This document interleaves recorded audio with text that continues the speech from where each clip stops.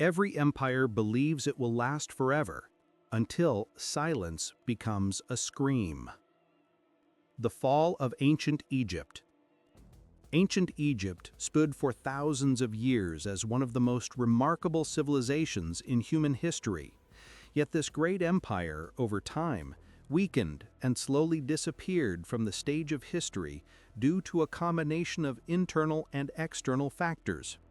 The invasions of the Sea Peoples, long periods of drought and famine, economic collapse and political instability were the primary causes of its decline. The New Kingdom. Egypt at its peak. Egypt reached the height of its power during the New Kingdom period, 1550 to 1070 BCE.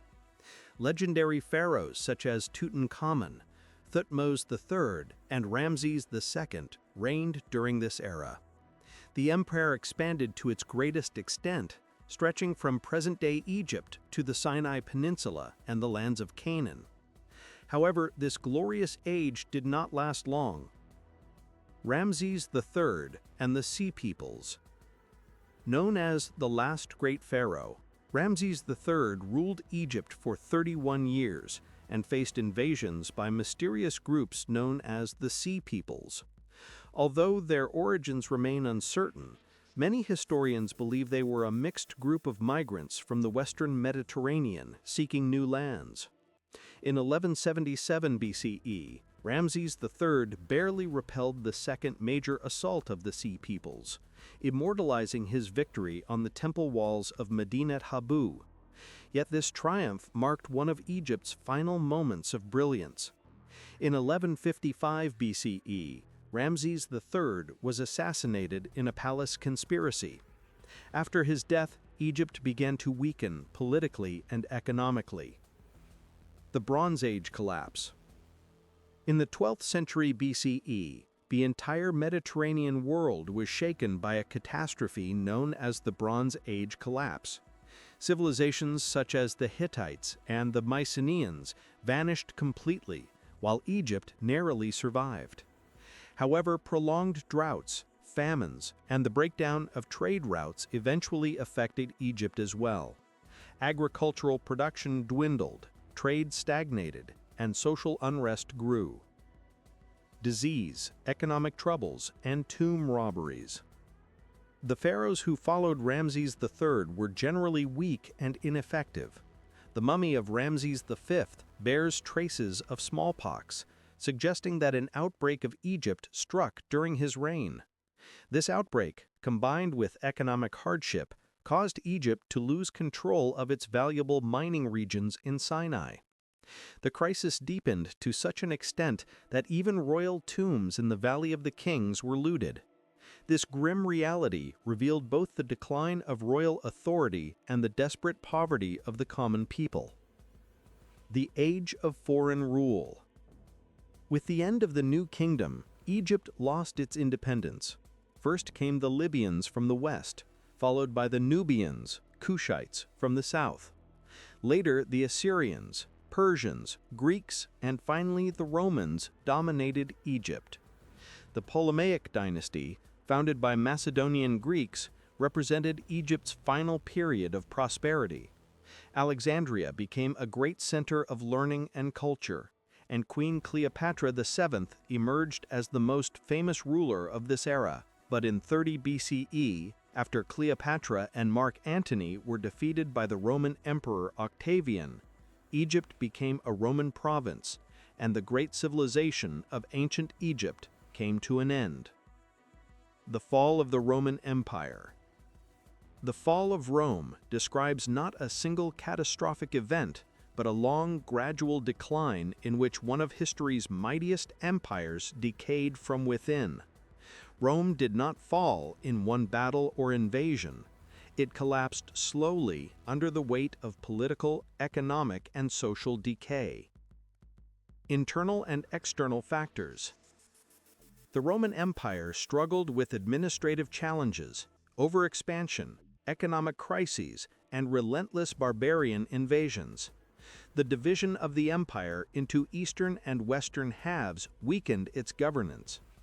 Economically, inflation, heavy taxation, and the rise of feudal structures eroded the Roman economy. The once disciplined Roman army lost its integrity, and soldiers no longer fought for Rome's ideals. The rise of Christianity and cultural transformation. Originally a pagan empire, Rome adopted Christianity as its official religion in the 4th century CE.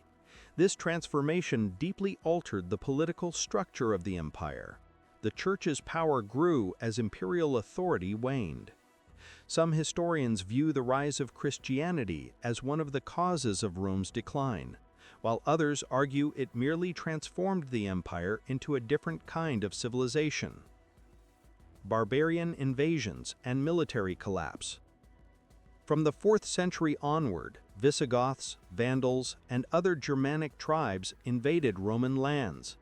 As Rome lost both its revenues and military strength, its army became disciplined and corrupt. Soldiers grew loyal to local warlords rather than the empire. In 476 CE, the last Western Roman emperor, Romulus Augustulus, was deposed by the Germanic leader Odoacer, an event that marked the end of the Western Roman Empire. Conclusion. The collapses of ancient Egypt and the Roman Empire reveal that great civilizations are not destroyed solely by external enemies, but also by internal decay and environmental pressures. Both empires shaped human history for centuries, but in the end, they succumbed to their own internal weaknesses and their inability to adapt to a changing world. The fall of the Aztec Empire. Once, in the heart of the Valley of Mexico, under the shadow of stone pyramids, a mighty civilization rose. The Aztecs ruled between 1345 and 1521, a brief yet thunderous reign. With temples dedicated to their gods, victories on the battlefield, and cities gleaming with gold, they became the dominant power of Mesoamerica. But the reign of the sun could not last forever. Strangers from across the seas would arrive, carrying not only weapons, but also the doom of the Aztec world. Foundations of power.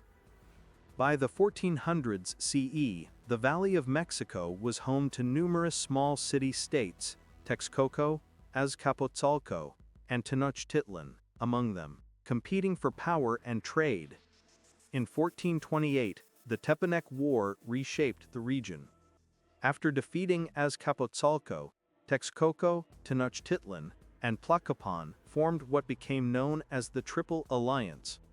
This alliance shared the tributes and spoils of conquest. Over time, Tenochtitlan, the heart of modern Mexico City, overshadowed the others and became the true center of the empire. The Huey-Tlatoani, or Great Speaker, became the absolute authority in both war and faith. The power of the empire. The Aztec military inspired fear not just through numbers but through discipline. Every adult male served as a soldier, and conquered regions were required to provide troops. The eagle and jaguar warriors fought as living offerings to the gods. Victories brought not only land but also captives, for war also fueled the cycle of sacrifice. Prisoners were taken to Tenochtitlan, where they were offered to the gods upon temple steps. The empire expanded to 135,000 square kilometers, and its population exceeded 10 million.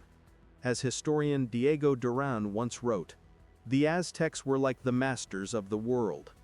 Their lands were fertile, their armies invincible. But no empire is eternal. Arrogance, fear, and blood eventually consume their creators." The arrival of strangers. In 1519, sails appeared on the eastern horizon. Were these men gods or demons? No one knew. Led by Hernán Cortés, the Spaniards stepped onto Aztec soil, their thunderous firearms announcing a new era. Their lust for gold collided with the Aztecs' blood-soaked faith, two worlds on a collision course. Yet the Aztecs' greatest enemy was not the Spaniards, but themselves. Local tribes, crushed by Aztec tribute demands and endless sacrifices, allied with Cortés. What truly destroyed the empire was not foreign bullets, but rebellion from within. The final days. By 1521, after 3 years of sieges and battles, Tenochtitlan fell. The city was ravaged by both war and disease. Smallpox decimated the Aztec population, the skies filled with smoke, and the lakes with corpses. When Emperor Cuauhtémoc was captured and executed, the Aztec Empire died with him. Aftermath of a civilization. The Aztecs were not only warriors, but also engineers, artists, and astronomers. Their destiny ended under the weight of their beliefs and the shadows of foreign guns. Yet their pyramids, carvings, and prayers to the gods still endure. Some empires fall, but they are never forgotten. Babylon's last night, the fall of a silent empire. The fall of Babylon was one of history's quietest yet most profound ruptures. That night there were no great battle cries, no flashing swords before the walls. An empire simply faded beneath the weight of its own contradictions. The road to collapse. For centuries, Babylon was the heart of Mesopotamia, a civilization woven with science, art, and faith. But in its final days, King Nabonidus drifted away from his people's religion. He neglected the ancient temples of Marduk and turned his eyes towards the deserts of Arabia. Priests, merchants, and citizens grew restless. As the empire rotted from within, it failed to see the danger gathering outside its walls. Belshazzar's Feast. History often begins its endings at a banquet table. While the Persian army waited beyond the walls, Prince Belshazzar held a lavish feast. Wine overflowed, arrogance reigned, and sacred vessels were defiled. That night marked Babylon's final breath. Suddenly, mysterious writing appeared on the palace wall. Mene, Mene, Tekel, Parsin. No one could decipher it, except Daniel, who revealed its meaning. Your kingdom has been weighed, found wanting, and given to another. At that moment, Babylon's fate was sealed. The night the gates opened. King Cyrus of Persia won not through bloodshed but through strategy. His army diverted the Euphrates River, lowering its waters, and entered the city through the riverbed. The gates were opened from within. There was no heroic defense, no last stand. Babylon fell, not by war, but by its own decay. Cyrus's Manifesto of Peace. When Cyrus entered Babylon, he carried justice instead of a sword. He presented himself not as a conqueror, but as Marduk's chosen liberator. He restored temples, freed exiles, and allowed the Jews to return to Jerusalem, opening the door to a new age. It was not merely a conquest, but history's first great act of political propaganda. The end of an era. With Babylon's fall, Mesopotamia's millennia-old tradition of independent kingdoms came to an end. The priests declared that Marduk had abandoned the city. The gods had ascended to the heavens, and the splendor built by human hands was reduced to dust. But under Persian rule, a new world order began to take shape. The silent victory. The fall of Babylon whispers one of history's greatest lessons. No empire is conquered from without before it has already fallen within. An empire collapses not on the battlefield, but in the void of faith, pride, and neglect. Cyrus's army merely walked through the gates, because Babylon had already fallen long before.